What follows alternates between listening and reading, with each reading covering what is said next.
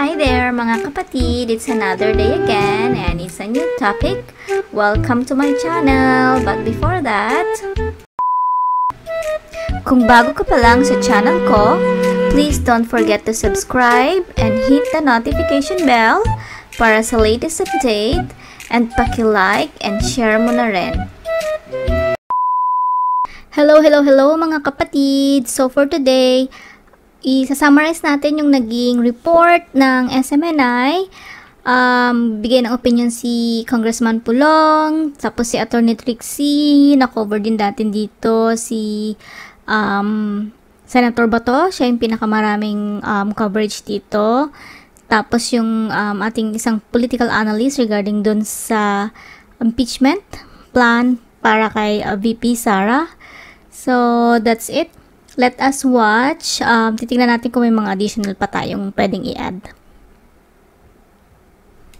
Yung first part, nagbigay ng opinion si Congressman Pulong Duterte or nag-submit I think ng panukalang batas na nagbibigay ng mandatory health follicle drug test sa presidente, most especially at sa mga iba't ibang government officials or government employees. So, yung isang part nito, si Attorney Trixie nagbigay din siya ng opinion regarding that. So, let us watch. Nihain ngayon ni Davao City 1st District Representative Paulo Duterte ang House Bill No. 10744 na layo magpatupad ng mandatory random drug test sa lahat ng appointed at elected government officials sa buong bansa. Sakop ng panukala maging ang Pangulo ng Pilipinas pati na ang mga kukuha ng driver's license, mga kawani ng pribado at pampublikong tanggapan, lalo na ang mga taga-GOCCs. Ipinapanukala na sumala ang mga ito sa hair follicle drug test at urine test naman para sa confirmation. Isinasaad din ng panukala na dapat gawin ito sa lahat ng mga taga-gobyerno kada 6 na buwan. Ayon kay Congressman Duterte, marapat lamang napatunayan ng mga taga-gobyerno na sila'y sumusunod sa batas sa pamamagitan ng pagpapadrug test.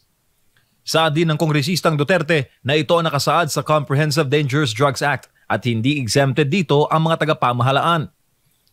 Para naman kay dating Press Secretary Trixie Cruz Angeles, lalong tumitindi ngayon ang panawagan na magpa-drug test si Pangulong Bongbong Marcos Jr. Lalo na ngayon at may legislative action na para ipanawagan na sumalang ito sa hair follicle test. Pero yung paggagamit in particular ng mga public officials, dahil kung sila po ay gumagamit, mayroon silang interest to protect that. Ngayon, alam natin at maliwanag na maliwanag sa ating batas na labag ito sa Dangerous Drugs Act, and so hindi dapat natin pinoprotektahan ang mga gumagamit. Sabi ni Cruz Angeles, malinaw na nakasaad sa saligang batas ang transparency sa mga taga-gobyerno, kaya mahalagang tumugon ang mga ito sa panawagang sumalang sa drug test. Ang isang tao na kailangan magtrabaho, gumagawa ng desisyon sa araw-araw na nakakaapekto sa publiko, ay nangangailangan na nasa tamang kaisipan at nasa tamang kalusugan para makagawa nga ng mga desisyon na yon, at ang mga desisyon ay informed at base sa logic at saka sa available information. Kung pagbabatayan naman ng komento ng netizens, mayorya sa mga Pilipino ang nananawagang magpa-drug test ang Pangulo. Nauna riyan yung mga videong lumalabas sa internet na nag-uugnay kay Marcos Jr. sa illegal drug use. Pati na ang paglabas ng witness na si Cathy Binag na nagpapatotoo sa issue ng paggamit umano ng illegal na droga ni Marcos Jr. Hindi natin hinihingi ang random drug testing just for the in order to catch a crime, di ba? Because merong aspeto din yan. But in order for us to determine kung yung kawani ng gobyerno ay maaari pang tumuloy sa kanilang posisyon, gawa nga ng posibilidad na naaapektuhan na ang kanilang utak o ang kanilang kalusugan. So that's it mga kapatid. Tunghayan natin yung susunod na balita. Yung first part nito, nagsalita na si Senator Bato regarding dun sa hindi ata napanindigan ni PBBM yung kanyang statement before regarding yung stand niya sa ICC. Walang paninindigan ang gobyernong Marcos. Yan ang sinabi ni Senator Ronald Bato de la Rosa kaugnay sa magkakaibang pahayag ng Pangulo at ng kanyang mga gabinete, partikular na sa usapin ng umano'y muling pakikipagtulungan ng Pilipinas sa International Criminal Court o ICC. Inihayag nga kamakailan ni Solicitor General Menardo Guevara na bagamat hindi raw obligado ang Pilipinas na makipagtulungan sa International Criminal Court o ICC, ay hindi rin naman daw hahadlangan ng gobyerno ang prosecutor ng ICC na mag-imbestiga kaugnay sa war on drugs ng Duterte administration. Sa panayam ng SMNA News, sinabi ni Senator Ronald Bato de la Rosa na walang paninindigan ng gobyerno sakaling hayaan nilang makapasok ang ICC sa bansa. Taliwas daw kasi ito sa paulit-ulit na sinasabi noon ni Bongbong Marcos Jr. na hindi makikipagtulungan ang kanyang administrasyon sa ICC dahil wala naman itong jurisdiction sa Pilipinas. It clearly shows na kung yun, sabi mo, hindi mo na-recognize, hindi ka mag-cooperate, pero inaalaw mong pumapasok dito sa ating bansa para makialam, mag-conduct na investigation, makialam sa ating domestic affairs.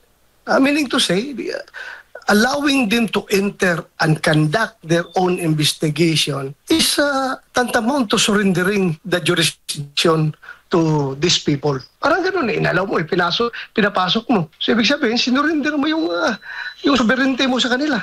Dahil dito, muling pinasaringan ni Senator Bato ang Administrasyong Marcos dahil sa magkakaibang mga pahayag ng Pangulo at ng kanyang mga gabinete.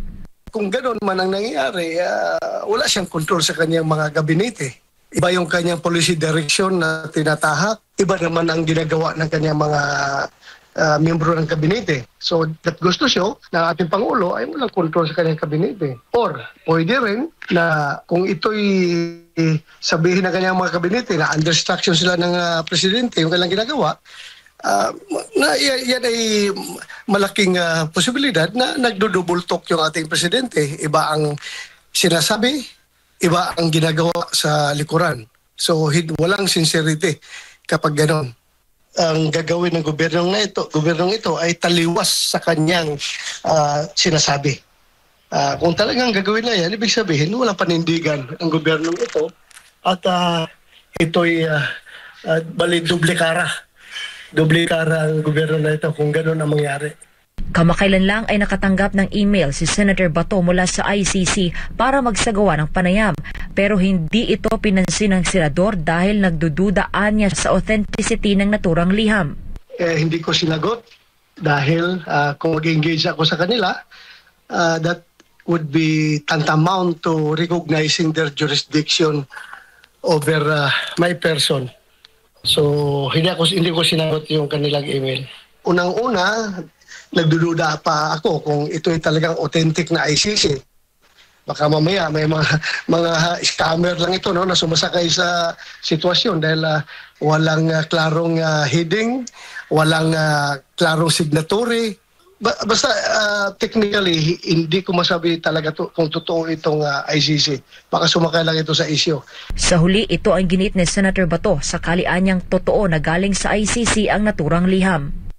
Kung ito man ay sakaling talagang authentic ito, ay, as I've said, my stand is not to cooperate with them because I do not recognize their jurisdiction in the first place. So, sa next report na to, yung regarding dun sa binulgar ni Senator Bato na demolition job versus Tatay Digong. So, let us watch this. Kabila po ng kaliwat kanan ng mga pronouncement ng Pangulo, nakausap mo mismo siya personal at naalala ko nung na-interview ka rin ng media, napangiti ka kasi nga merong assurance sa iyo na wala ngang ganon na mangyayari na muli tayong magpapasailalim dito sa ICC.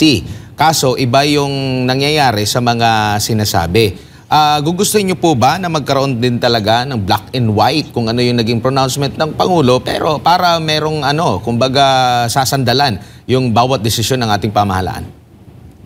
Yung black and white na yan na inaasahan natin, Admar, I hope it will come from the Supreme Court. We will seek for redress sa Supreme Court kung anong standard Supreme Court ito patungkol dyan. Laruin natin yan. In due time, malalaman natin yan kung ano talaga ang dapat stand ng ating bansa patungkol dyan. Base sa konstitusyon ng Pilipinas. Hindi base sa kagustuhan ng kung sino nakaupo at gagamitin lang nila yung kanilang power and resources para lang for their own personal agenda. Kailangan natin yung Supreme Court ruling patungkol dyan. And in due time, we will do that. Opo. Senador, kayo rin po ba ay nagtataka bakit kinonekta itong EJK, itong Sapogo, itong kini-question na war on drugs po ng Duterte administration? Kailangan pa bang i-memorize yan? Sila, dikidikin, as I've said, nirespeto ko lahat kanilang trabaho. May trabaho sila sa House, may trabaho rin kami dito sa Senate. Sige lang kung ano yung ginagawa nila. Pero ito lang ang tingnan mong senaryo. I am not implying something. I'm not implying something. Sino ang nasa likuran nung paghahanap ng testigo laban kay Pangulong Duterte sa ICC? Sinong kumausap kay Karamat? Sinong nasa likuran ng effort na bumaligtad si Karamat against Duterte? Diba si Speaker Romualdez? Ngayon, sino ang Speaker ng House na kung saan halos lahat ng komite na ginagamit, pinapakilos para mag-imbestiga ng kung ano-anong investigation para mapin down si Pangulong Duterte?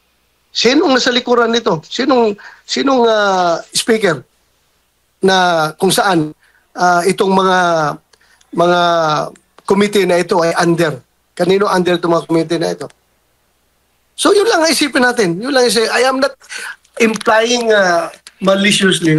Respeto ko yung mga committee chairman.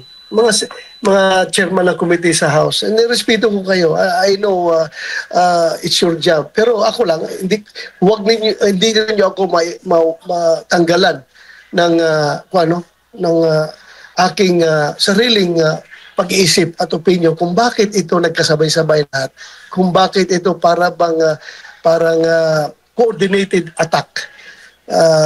Ganon. So, it's up to the people to determine. Kayo nang umusga kung ano na nangyayari sa ating bayan ngayon. Ang problema po dito, Senador, masyado nang nagiging abala ang kasalukuyang administrasyon patungkol po dyan. Nakakalimutan na yata yung pangunahing trabaho para sa 110 milyong mahigit na mga Pilipino sa bansa. Natatabunan na yung priority issues talaga na talagang yung malapit sa sikmura ng taong bayan. Considering itong mga ibinabatong pong mga akusasyon, inimbestigahan na rin ito dati pa ng mga mambabatas din during Duterte administration. Paulit-ulit gumagastos tayo ng pera ng taong bayan. Kung may nakikitang mga mali, bakit hindi na lang magsampa dire-diretso ng kaso? Kasi maraming dapat pagtuunan ng pansin ng taong bayan. Yun nga, Admar, ang pinagtataka ko kung bakit ganun na lang sila makafocus, no? Itong gobyerno na ito. Bakit ganun na sila makafocus ng resources nila patungo doon against Pangulong Duterte at sa kanya mga kaalyado. In their search na mapin down si Pangulong Duterte, kinalimutan na yung mga basic na pangangailangan ng taong bayan. Kagaya nangyari ngayon sa Davao. In their quest na maaresto si Pastor Apollo Kibuloy, halos lahat na ng tao ng Davao kinakalaban na nila, hinaharas na nila at kanila nang ina-antagonize. Mali po na approach yan. Maling-mali na approach yan. Hinahanap mo isang tao, 4 na tao na may warrant of arrest. Granting na yun nga, duty niyo yan, nahanapin yan. But in doing so, you need not antagonize the whole community of Davao City na parang hinaharas na niyo palagi, nagsushow of force na lang kayo palagi. That's a waste of resources. That's a waste of resources actually. You intimidate your own people, gano'n na pala. Kasi hindi niyo makita yung hinahanap ninyo na may warrant of arrest, i-intimidate na niyo ang kalahatan ng mga tao. That's unfair. That's injustice. That's unjust sa mga tao ng Davao. Hindi po maganda yan. So, yun nga ang kipagtataka ko. Bakit they are dead serious on focusing on how to bring down Duterte and his allies. Gano'n lang. Sige na, hindi naman natin sila hinaharangan, no? Kung mandato talaga nila na i-implement yung warrant of arrest. Kasi may court order yan. Sige lang, implement niyo po. In doing so, please, do not antagonize the Davaoeño people. Hindi po maganda yung ginagawa na gano'n. At speaking of pangaras, kanina pong madaling araw, daan-daan yata itong mga pulis na sabay-sabay nagja-jogging, naka-full battle gear, nagja-jogging, naka-formation pa sila. And minsan nakakakos na rin ng traffic. Ito po yung nangyari sa tapat na naman ng KOJC Central Headquarters dyan po sa lungsod po ng Davao. Pinagja-jogging yung mga pulis na naka-full battle gear. Pag sinabi yung full battle gear, mula ulo hanggang paa yung ginagamit talaga sa mga operation, kompleto sila. Admar, hindi man natin sila mapigilan, no? Because that road is a public road. Pwedeng gagamitin yan kahit sinong gustong gumamit dyan. Pero alam naman natin kung anong inner purpose ng ginagawa nila. But then legally, we cannot question them about that dahil kahit na ilang batalyon yung padyagingin lang sa karsada, hindi natin sila pwedeng pigilan dahil private road yan. Hindi natin pwedeng pigilan. Pero alata naman masyado talaga kung ano yung purpose niyan. Pwede i-intimidate kung sinong dapat makikita. Sige lang, Almar. Sige lang. Take and take lang tayo. May ikuan na. Nothing is forever. Opo. Pero, Senador, bumaba po si dating Pangulong Rodrigo Duterte nang may mas mataas pa yata doon sa pag-upo niya na satisfaction rating. Mataas yung grado na ibinigay sa kanya batay sa mga survey nung pagbaba niya. Dapat, kung naging abusado ang Duterte administration, di ba dapat hindi satisfied yung taong bayan? So itong ginagawa na pag-question sa mga nagiging hakbang ng Duterte administration, parang hindi tugma doon sa gusto ng taong bayan. Politika, Admar. Politika. Wala ka na bang ibang rason dyan? Politika.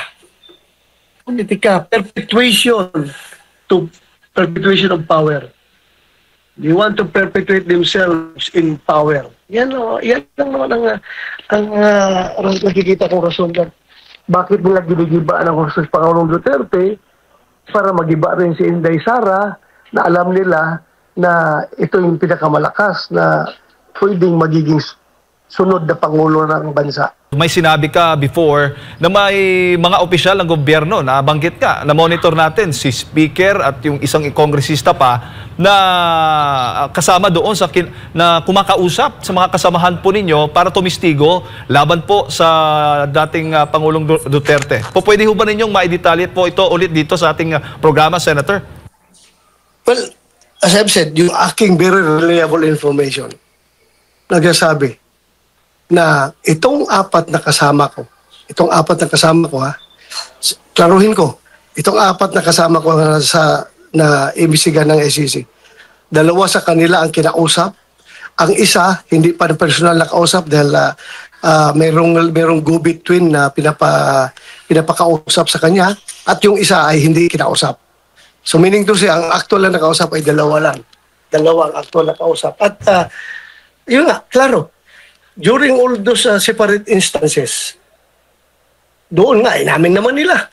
Doon sa bahay ni Speaker Speaker Romualdez. Andoon si Speaker Romualdez sa yung malaking pinakamalaking kontraktor sa Pilipinas na siya rin ang may hawak ng yung Appropriations Committee ng House of Representatives. Si Congressman Saldico. Congressman Saldico.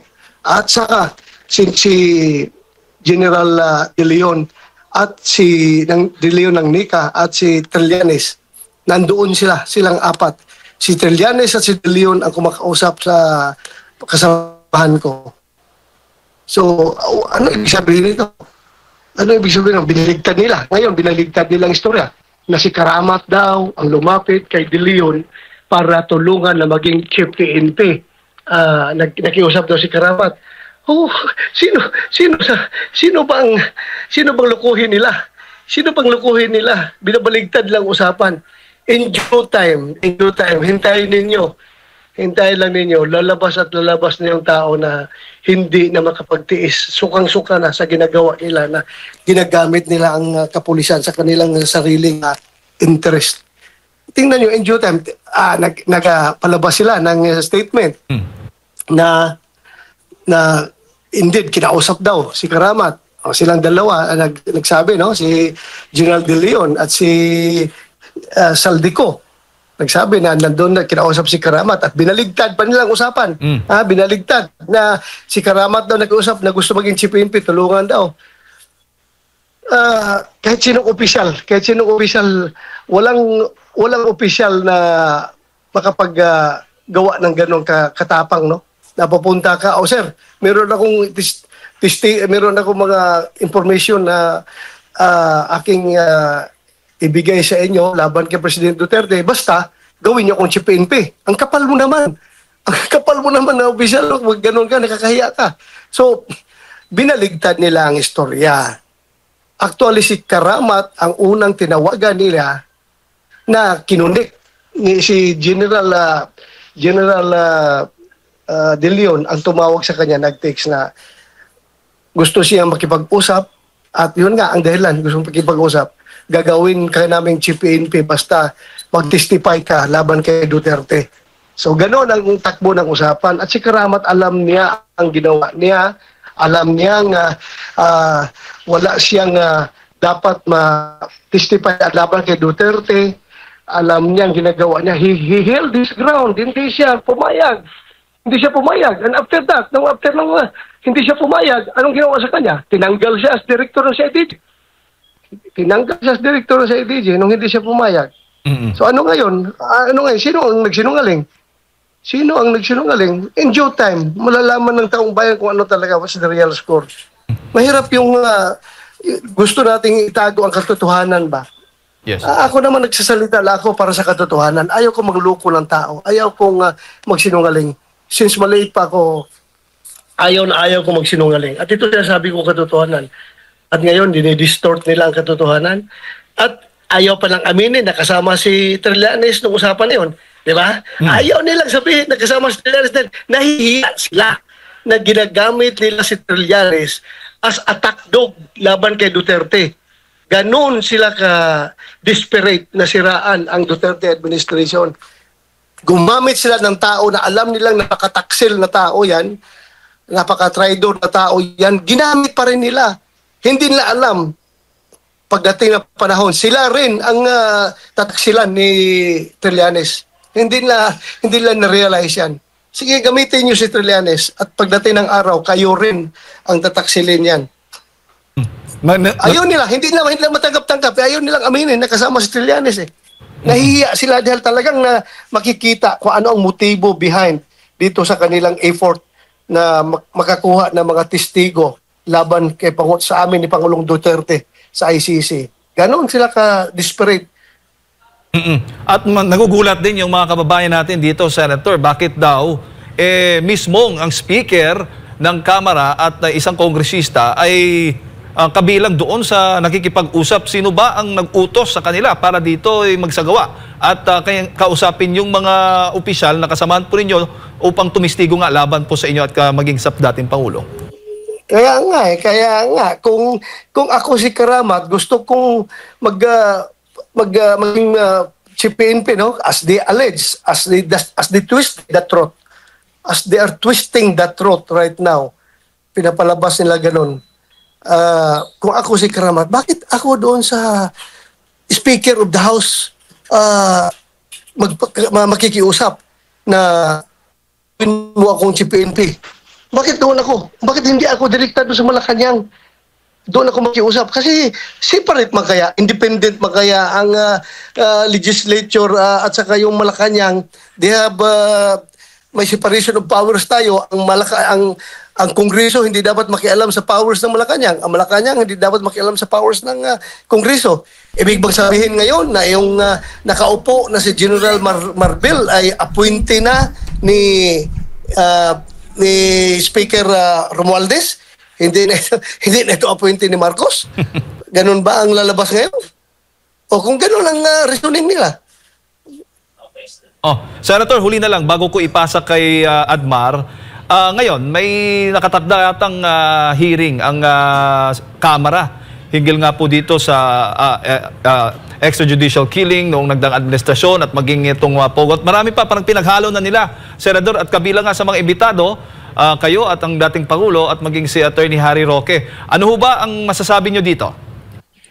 As I have said, I have been consistent sa sinasabi ko, Jed, na I will respectfully decline their invitations on the grounds that I don't want to become the precedent in violating the tradition of interparliamentary courtesy between houses of Congress. Ayaw kong pumunta doon. Dahil kung ako'y simulan kong pumunta doon, wala na. That would open the floodgates na every time magkakaroon ng investigasyon ang lower house at ma-implicate ang pangalan ng isang senador, anytime na pwedeng ibitahan, papuntahin doon sa investigasyon nila. And tingnan nyo, Admar, kaming senador, 24 lang kami. Sila, mabuti sila doon sa house. 300 plus sila.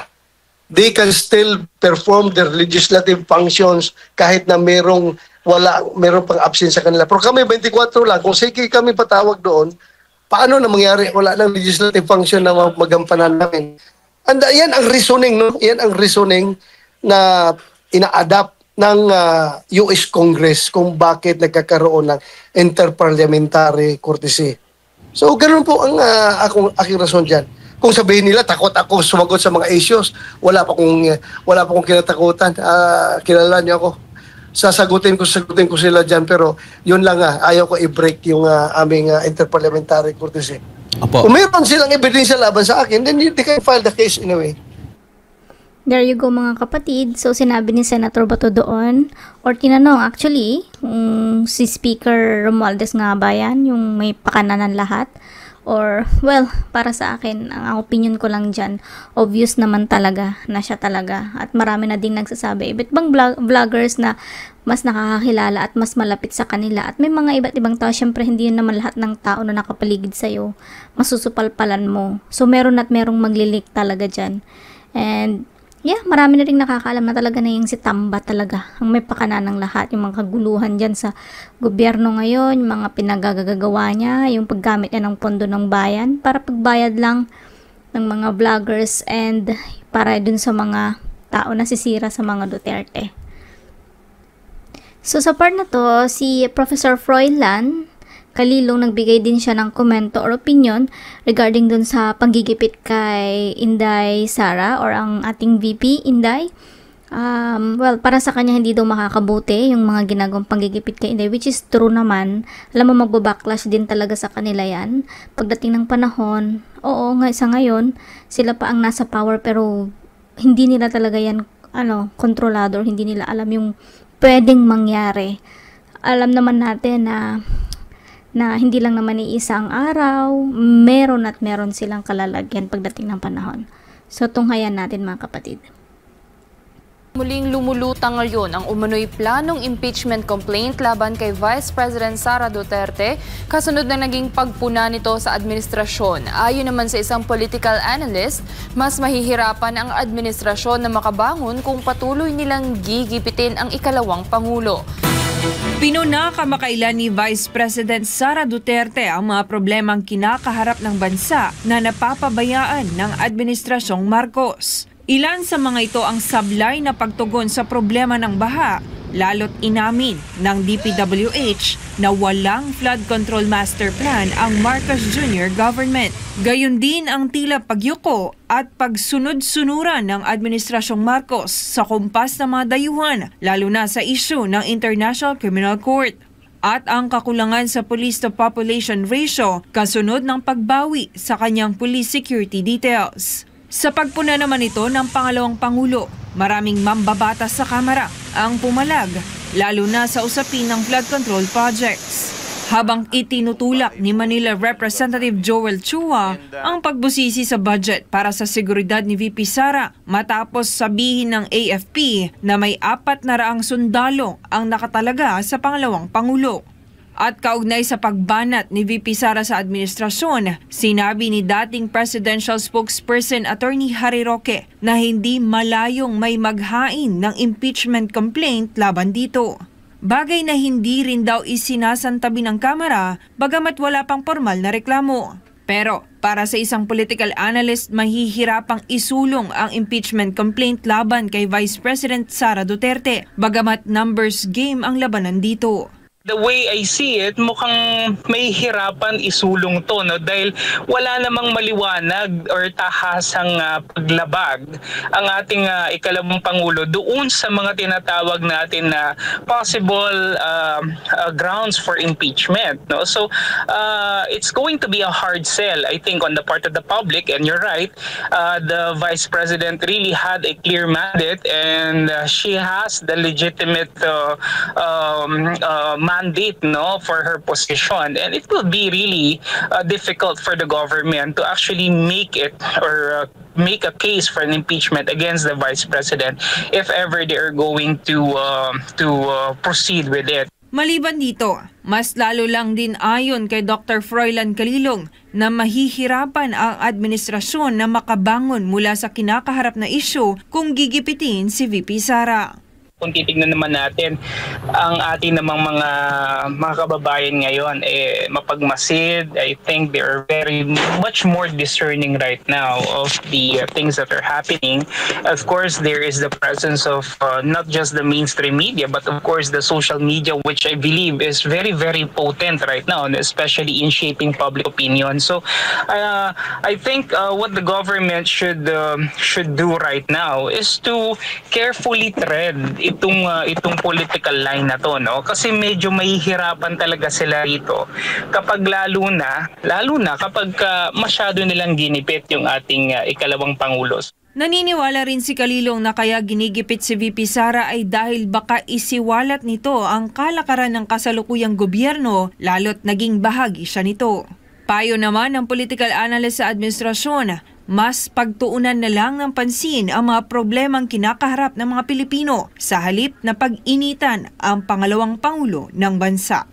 So that's it mga kapatid, yan yung recap natin, yung sa content natin for today, yung mga napapanahong balita at yan yung mga pinag-uusapan ngayon. So till next vlog ulit natin. Thank you. So that's the end. Thank you for watching. Please don't forget to subscribe, News ko po RD. Please like and share, and don't forget to hit the notification bell. Thank you.